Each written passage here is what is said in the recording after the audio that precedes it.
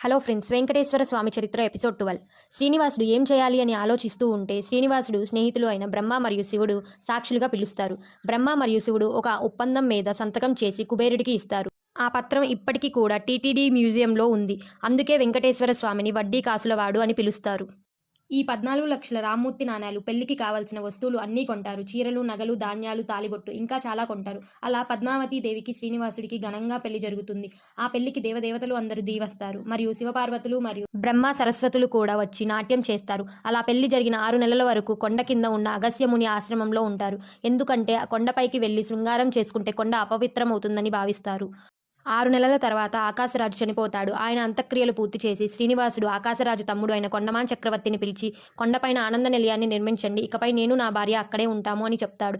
అల్లుడు చెప్పిన మాటకు సరే అని రాజు ఎంతో ఘనంగా కొండపైన ఒక ఆనంద నిలయాన్ని నిర్మిస్తాడు.